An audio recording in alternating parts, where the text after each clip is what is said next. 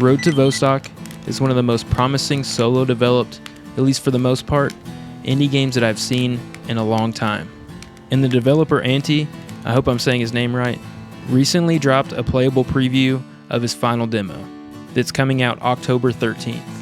And he's already dropped multiple hotfixes for it, even adding a new feature which adds a freaking helicopter that if it spots you, it alerts all NPCs to your current location, which is terrifying. I've been following this game's development since it was announced years ago. From humble beginnings, an entire game engine swap, to now, the final demo before early access, with an early access release date trailer coming later this year. Anti never gave up the ambition of his dream to create Road to Vostok, and he is absolutely cooked with this final demo. I honestly don't think this guy gets any sleep. If you've been living under a rock, Road to Vostok is a hardcore immersive first-person survival shooter based in a post-apocalyptic border zone between Finland and Russia. Road to Vostok creates a sandbox experience with satisfying progression through traders, taking a lot of influence from S.T.A.L.K.E.R Anomaly and its mini mod packs, minus the anomalies and mutants. Also a little Tarkov is sprinkled in there. But if you're a fan of S.T.A.L.K.E.R and the vibes that it brings to the table, then you'll fit right in here. And the game does actually carry its own lore that will be expanded on in the future. Your goal is to gear up and prepare yourself to cross the border into Vostok, where the loot is high tier, but the stakes are high and death is permanent, wiping all of your progress. If you've played the past demo versions, you will immediately notice something has changed.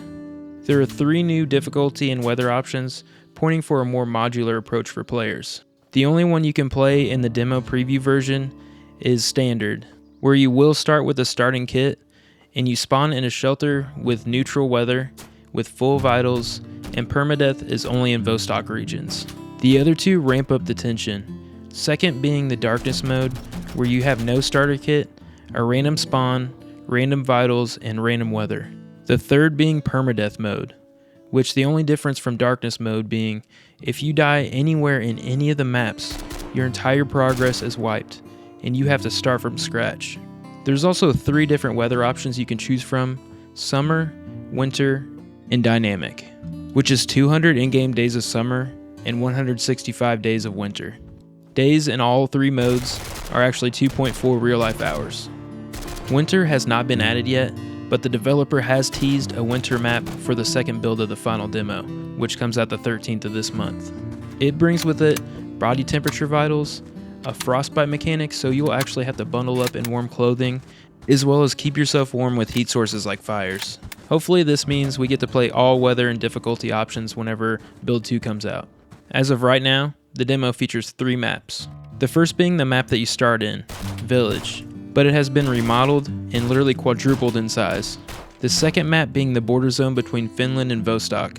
It acts as a highly dangerous but rewarding stretch to make it into the Vostok exclusion zone.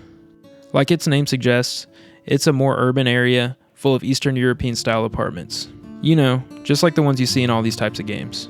But this map is actually our first taste of permadeath in Vostok, where the risk might outweigh the reward, or you may get lucky and just escape with your life and some new shiny gear.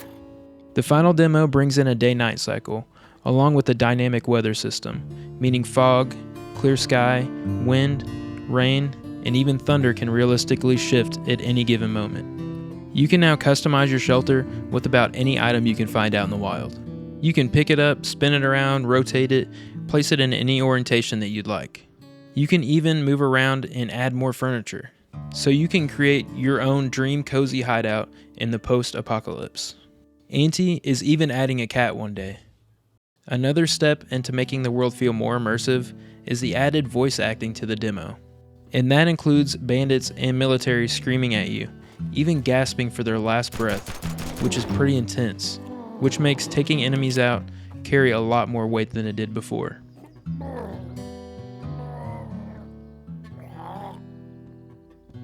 There's also been a new fishing mechanic introduced, creating more variety and survival in Road to Vostok. He's also added a new trader named the Generalist. As for new weapon features, we now have the magazine system. You have to manage your magazines, load all your bullets, and make sure you don't get caught with your pants down with an empty magazine. Frag grenades and lasers have also made their way into Road to Vostok as well, adding more variety to your arsenal. All in all, I have really enjoyed my time with Road to Vostok's final demo preview. And honestly, it blows a lot of early access games out of the water when it comes to the complexity of the gameplay and mechanics. And this is only the demo. The game has solid mechanics that are constantly being expanded upon, and it has a solid, rewarding gameplay loop.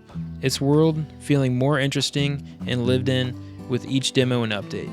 The developer is very responsive on Discord, YouTube, and Twitter, and he makes very well detailed developer updates all the time, each one making me feel more and more excited to see what's next.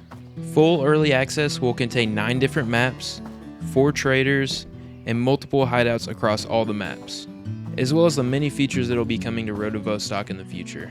The game will also feature full mod support at some point, so you'll be able to customize Road to Vostok in any way that you like. But I do have one main gripe about the game: its AI. While it has been improved with this demo, it is still a little bit wonky to me. I feel a major improvement could be slowing down the NPC's movement speed just a little bit. They will pop a shot at you and run away so fast you have to search everywhere for them. I know it's realistic that they would maybe run for cover after shooting, but they move faster than a stalker that smells vodka at a nice cozy campfire. But I mean, this isn't even early access, and I've seen far worse AI. Like a million times worse.